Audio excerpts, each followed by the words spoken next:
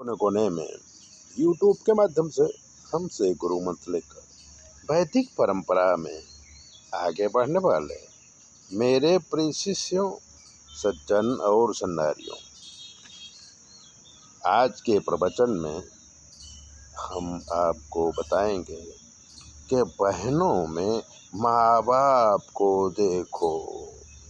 हमारी संस्कृति में सुखी जीवन जीने के लिए ही नियम हैं, जैसे संयुक्त कुटुंब और बाद में वसुधैव कुटुंबकम, पर अब अलगाववाद आ गया। भाई भाई भी साथ में रहने को तैयार नहीं है। परिवार की लड़की शादी के बाद अपने घर जाती है तो भाई, चाचा, दादा वगैरह कोई संबंध नहीं रखते हैं। भाई बहन का प्रेम माँ बाप रहते हैं तब तक ठीक रहता है। माँ बाप के जाने के बाद बहुत सारे भाई बहन जो है दुश्मन आवट महसूस करते हैं, दुश्मन बन जाते हैं। तो और अपने को एक दूसरे से सुपीरियर साबित करने के लिए झगड़ा करते हैं, जबकि ऐसा नहीं होना चाहिए।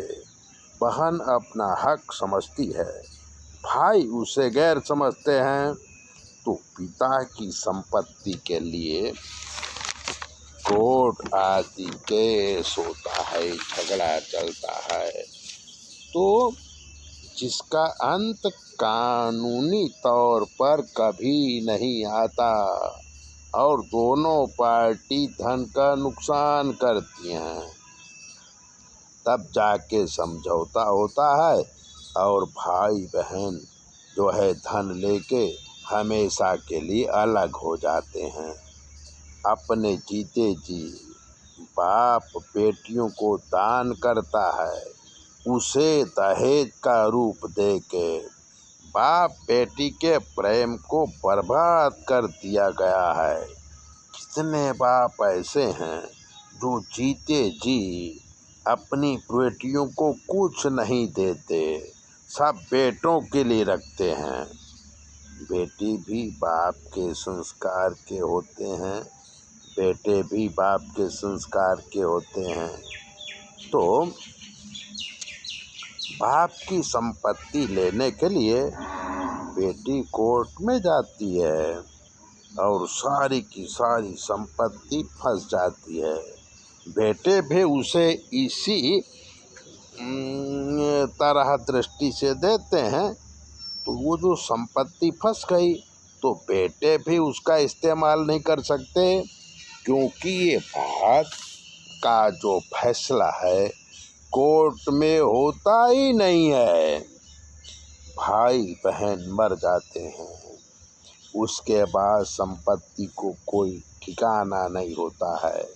जो बेटा बाप को पसंद नहीं करता था, वो उसकी संपत्ति में अपना संपूर्ण अधिकार समझता है। बाप के मरने के बाद वो बाप को बहुत मिस करता है, बहुत याद करता है और पछताता रहता है। तो शास्त्रों में कहा है, अगर अपनी बहन में माँ बाप की छवि देखोगे तो जो बहन है वो माँ बाप दोनों का फर्ज निभाती है, आपको बहुत प्यार करेगी, क्योंकि बहन देवी होती है। इसलिए पारिवारिक संपत्ति में कभी भी केस ना करें।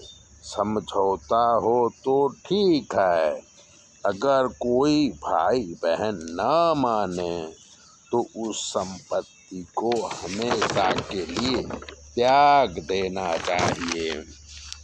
भाई बहन का प्रेम अगर टिक जाए तो बहुत अच्छी बात है, न टिके तो छोड़ दो संपत्ति। अयोध्या की गादी जैसी हालत होगी तो भाई भाई और बहनों में खूब प्रेम रहेगा, पिता की आत्मा को शांति मिलेगी, आपके बेटे बेटियां दिव्य बनेंगे और दादा की तरह करोड़ों रुपए कमाएंगे। आप भी आनंद का अनुभव करते हुए शांति से जी सकेंगे और शांति से मर सकेंगे, क्योंकि मरना तो सबको है।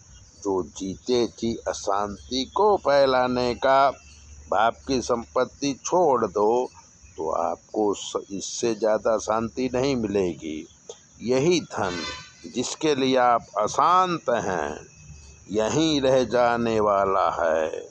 बहनों में माँ बाप जिंदा होते हैं। माँ बाप के ना रहने पर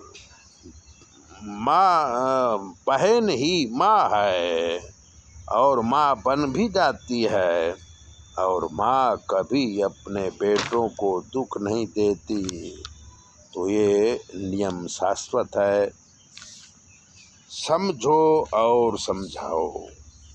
ये समय युद्ध का नहीं, बुद्ध का है, ऐसा मोदी जी कहते हैं।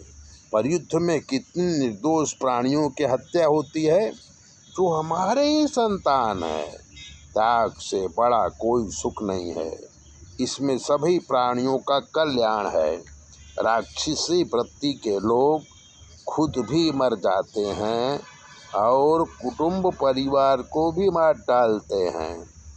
भगवान ने भी कहा है कि परित्राणाय साधूनां विनाशाय च दुष्कृताम्।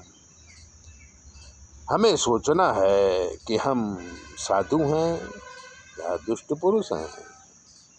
तो ऐसी ही बातें सुनने के लिए आप चैनल को सब्सक्राइबर कर लीजिए, लाइक कर दीजिए।